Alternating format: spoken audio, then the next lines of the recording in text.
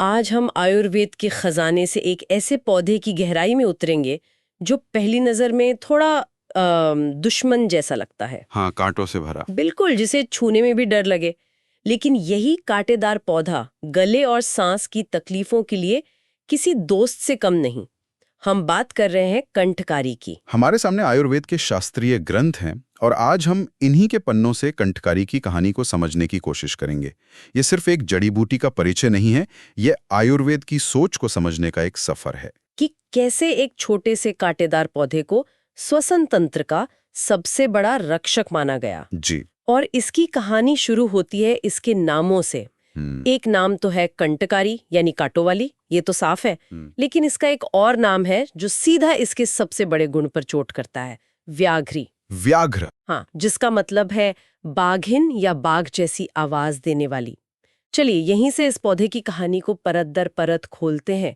तो व्याघ्री नाम सुनकर ही दिमाग में एक शक्ति और मतलब एक गरजने वाली आवाज की तस्वीर बनती है। क्या इसका सच में आवाज से कोई सीधा संबंध है? इसका सीधा और बहुत गहरा संबंध है। आयुर्वेद में नाम कभी यूं ही नहीं रखे जाते, वो पौधे के चरित्र को बताते हैं।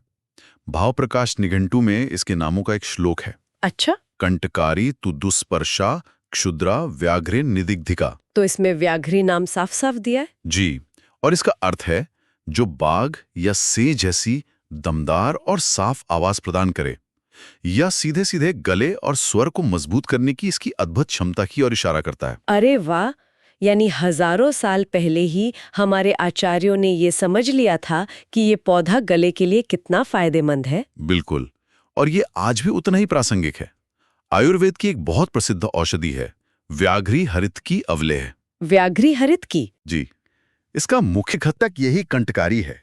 ये खांसी, दमा और जब आवाज बैठ जाती है ना, तो उसके लिए एक रामबाण औषधि मानी जाती है। तो देखिए, नाम से लेके उसके सबसे प्रसिद्ध योग तक कहानी एक ही है।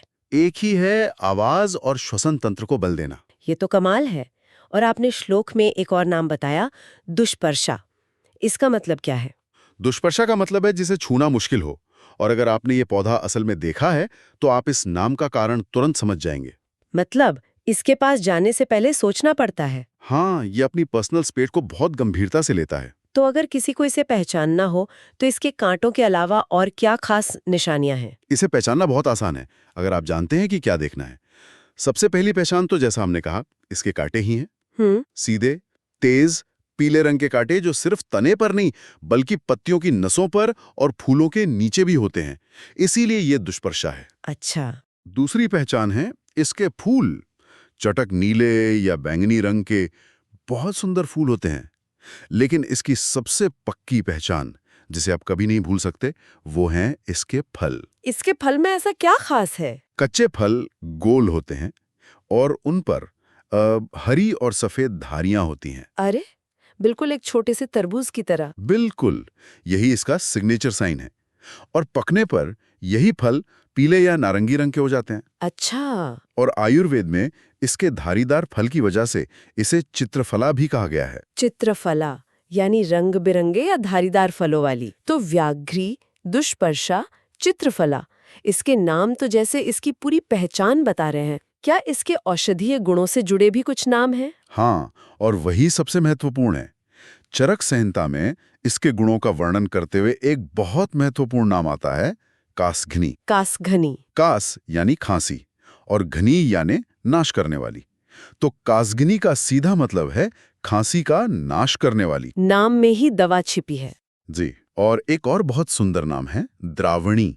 द्रावण का अर्थ होता है पिघलाना। पिघलाना? कैसे? जब छाती में कफ जम जाता है, गाढ़ा हो जाता है और बाहर नहीं निकलता, तो कंटकारी उस जमे हुए कफ को पिघलाकर बाहर निकालने का काम करती है। अच्छा। इसीलिए इसे द्रावणी कहा गया। तो देखिए, इसके नाम ही इसकी पूरी कहानी बता देते हैं। कांटों वाली कंटकारी, छूने में मुश्किल दुष्पर्शा, धारीदार फलों वाली चित्रफला, आवाज को शेर जैसा बनाने वाली व्याघ्री और खांसी को खत्म करके जमे हुए कफ को पिघलाने वाली। ये तो साफ है कि आचार्यों ने इसे बहुत ऊंचा दर्जा दिया है।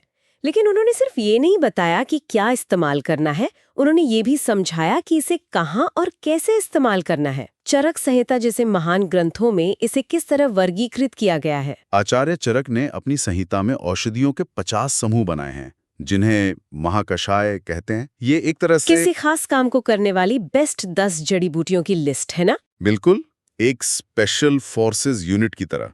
और कंठकारी को एक नहीं बल्कि कई महत्वपूर्ण महाकषायों में जगह दी गई है। जैसे? सबसे पहले इसे कंठ्य महाकषाय में रखा गया है। कंठ्य यानी गले के लिए हितकारी। ठीक है। दूसरा, इसे कासहर महाकषाय में रखा गया है, यानी खांसी को दूर करने वाली 10 सर्वश्रेष्ठ औषधियों का समूह। तो इसे गले और खांसी दोनों के लिए टॉप 10 में गिना गया है। और आपने शुरू में दशमूल का भी जिक्र किया था, बिल्कुल, उसका क्या संबंध है? बहुत अच्छा सवाल है।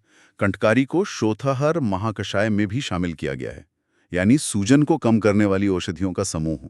अच्छा। आयुर्वेद में इसी समूह को हम दशमूल के नाम से जानते हैं। दशमूल। दशमूल यानी 10 जड़ों का वो शक्तिशाली मिश्रण जो वात रोगों और सूजन की चिकित्सा का आधार है। और कंठकारी उसका हिस्सा है? जी, इसमें कंठकारी लघु पंचमूल का हिस्सा है।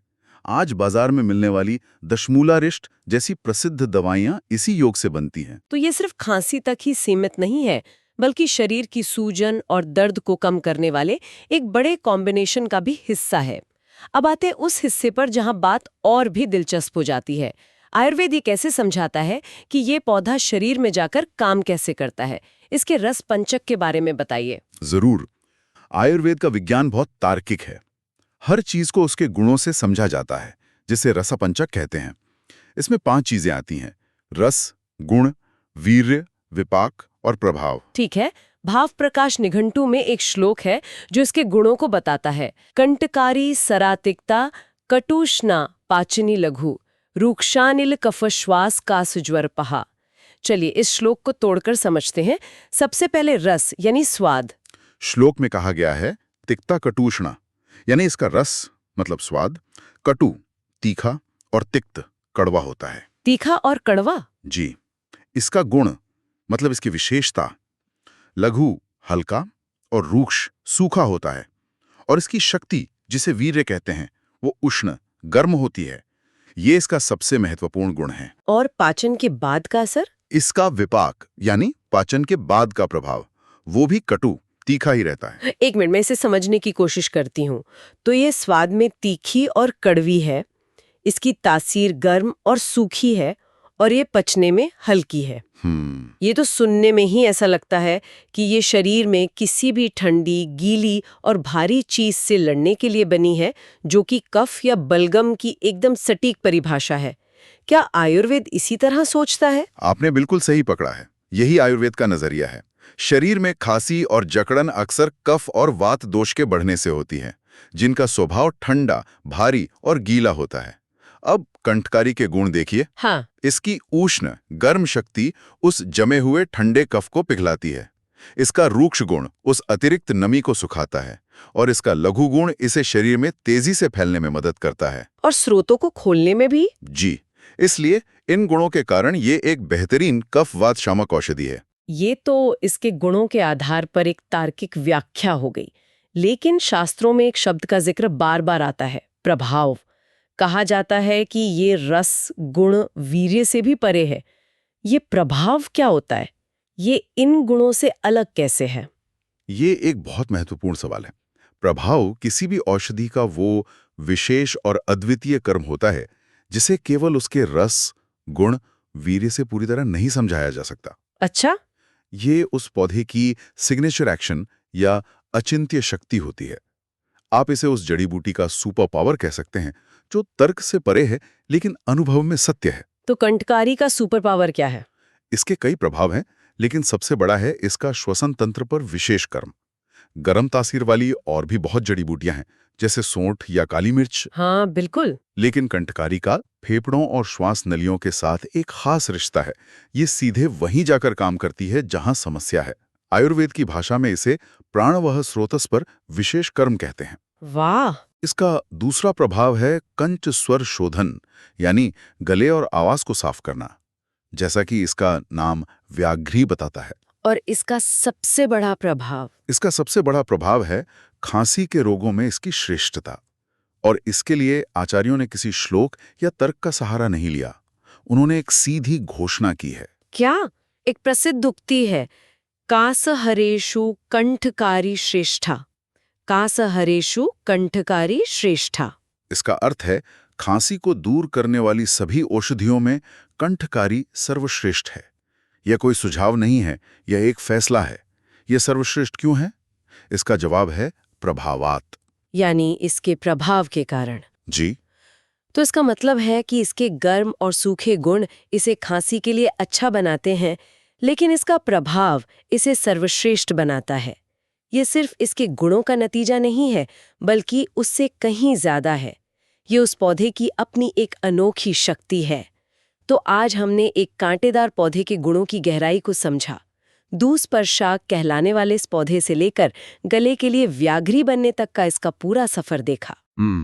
हमने इसके तरबूज जैसे धारीदार फलों को पहचाना, दशमूल में इसकी महत्वपूर्ण भूमिका को समझा और इसके गर्म और सूखे गुणों के पीछे के विज्ञान को खोला। और सबसे महत्वपूर्ण, हमने इसके प्रभाव को जाना। वो अचिंत्य शक्ति जो इसे सिर्फ एक दवा नहीं बल्कि श्वसन रोगों के लिए आयुर्वेद की सर्वोच्च औषधि बनाती है। वो शक्ति जो कासरेषु कंठकारी श्रेष्ठा की उक्ति को सार्थक करती है। और अंत में एक विचार, इन्हीं स्रोतों में कंठकारी की एक और प्रजाति का जिक्र मिलता है, श्वेत कंठकारी, जिसके फूल सफेद होते हैं। जी। दिलचस्प बात यह है कि उसका प्रयोग श्वसन रोगों के लिए नहीं बल्कि गर्भ स्थापन यानी गर्भ को स्थिर रखने के लिए किया जाता है।